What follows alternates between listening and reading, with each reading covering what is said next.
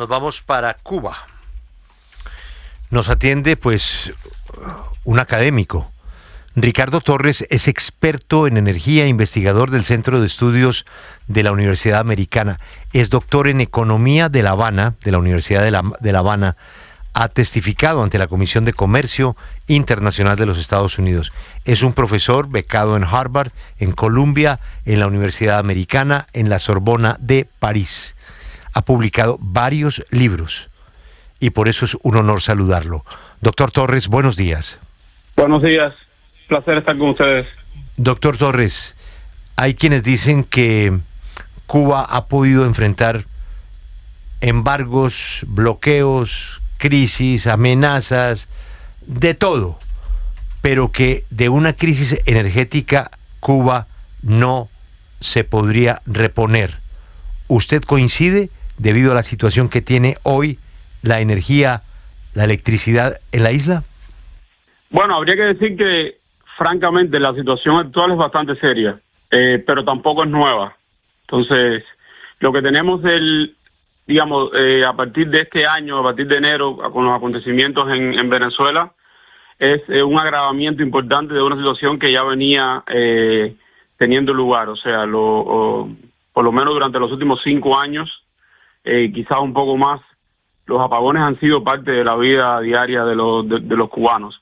Y las restricciones en el uso de la disponibilidad de energía, combustible en sentido general, también se han hecho sentir. A momentos se ha tenido más agudo, otras veces un poco más suave, pero eso ha sido parte. Ahora tenemos una situación que ha escalado, sin dudas, porque Cuba depende de la energía importada. Aproximadamente el 60% de toda la energía que se consume en Cuba es importada. Tiene una matriz eléctrica que es muy dependiente de combustibles fósiles. Petróleo crudo, fuel oil, diésel. Entonces, una parte importante de eso, la mitad, un poco más, proviene del exterior. Y si finalmente se interrumpen completamente las importaciones de combustible, pues claro que el país llega a un punto en el cual es difícil sostener actividad productiva, es difícil sostener la vida. El gobierno ya ha implementado un plan de racionamiento extremo, se puede decir, para tratar de ahorrar, manejar los inventarios que existen, que son de todas maneras insuficientes. De momento, desafortunadamente, la variable de ajuste es por una parte la economía y por otra parte el nivel de vida de las personas.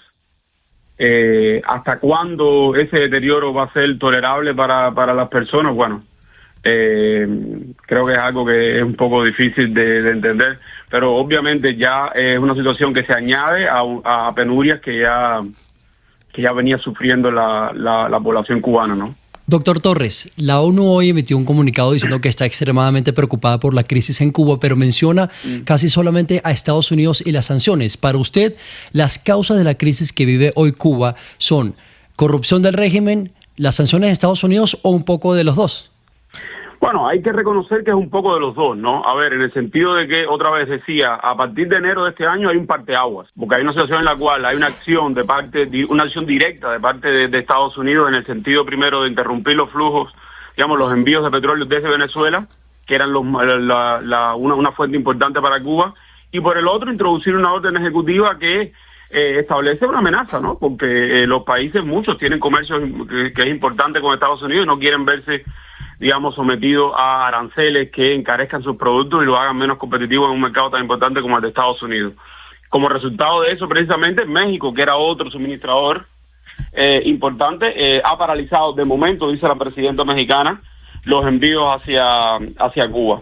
Entonces, ahí hay un efecto directo, sin duda, eso no es imposible desconocerlo. Claro que hay todo un recorrido que ha llevado a Cuba a una situación como esta, ¿no?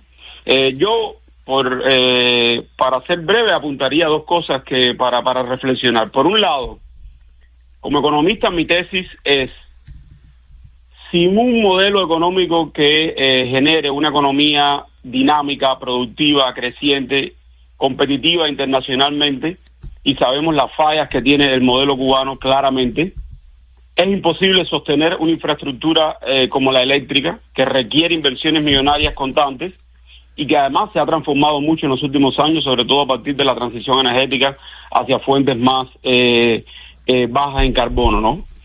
Un ejemplo claro es la industria azucarera en Cuba. La industria cañera podría haber sido relanzada, podría haber sido reconducida para convertirse en un suministrador importante de biomasa cañera con la cual generar electricidad. Brasil es un ejemplo claro en la región, en Dominicana también hay ejemplos, en Guatemala también, y es una fuente importante porque no tiene la intermitencia del sol y del viento. Y Cuba en su lugar, bueno, no hizo los cambios que debía hacer, y la industria cañera en Cuba prácticamente ha desaparecido. De ser el principal exportador mundial en los 80, la industria cañera ha desaparecido, y con ello una fuente importante, renovable además, de energía. Entonces las fallas del modelo económico han impactado en Cuba. Luego, en los últimos años es bien conocido también que el gobierno, a partir de cálculos que la vida demostró que eran erróneos, se puede decir que descuidó la infraestructura eléctrica. Si uno analiza la estructura de las inversiones totales en Cuba, pues una parte importante fue a la construcción de hoteles, a toda la infraestructura que tenía que ver con el turismo internacional, y no se invirtió lo suficiente en la infraestructura energética y eléctrica, particularmente en el país.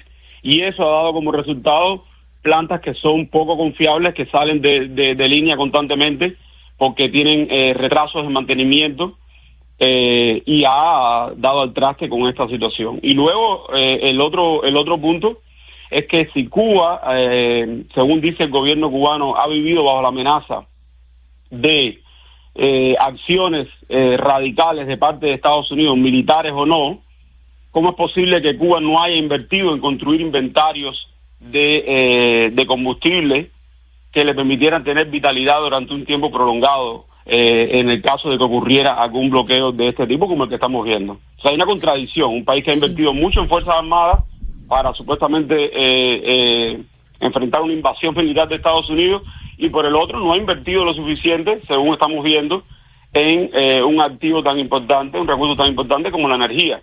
La Agencia Internacional de Energía, por ejemplo, aunque Cuba no es miembro, recomienda a los países que forman parte de ella tener inventarios de combustible en el orden equivalentes a 90 días de importaciones netas.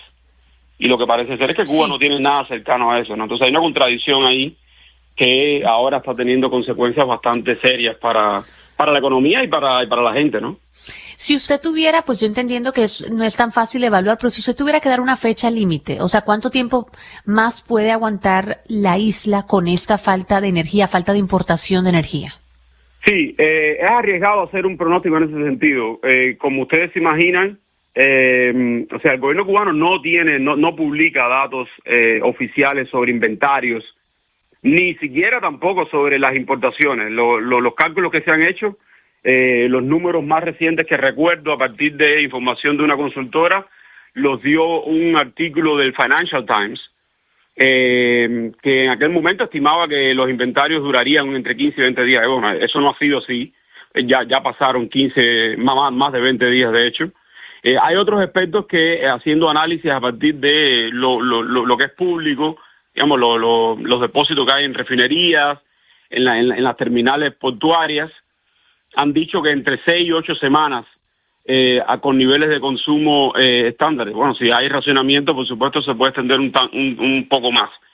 Pero el caso es que, en todo caso, eran inventarios que no eran suficientes para un país que, otra vez, como dice el gobierno, estaba bajo la amenaza de acciones desde Estados Unidos, como la que ha terminado ocurriendo. Es corto plazo, en todo caso. No estamos hablando de un año, posiblemente ni siquiera de 6 meses. De todas maneras, quiero apuntar, hay todavía muchos elementos a tener en cuenta en esta situación que está en desarrollo, porque, por ejemplo, ayer Rusia declaró que está analizando cómo puede canalizar algún tipo de envío de combustible, de petróleo crudo también, pero enmarcarlo como parte de ayuda humanitaria. Y esto es importante porque los aranceles de Estados Unidos dicen para países que vendan combustible a Cuba, comercio.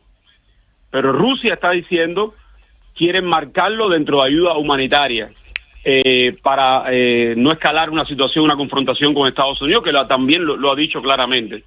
Entonces, en cualquier caso, claro que un país que aspire a mínimamente desarrollarse, progresar, no podría estar viviendo durante mucho tiempo de ayuda humanitaria, ¿no? Envíos esporádicos, impredecibles, que no permiten hacer ninguna planificación. Es una situación bastante difícil, sin duda, y la gente ya lo está viviendo, ¿no?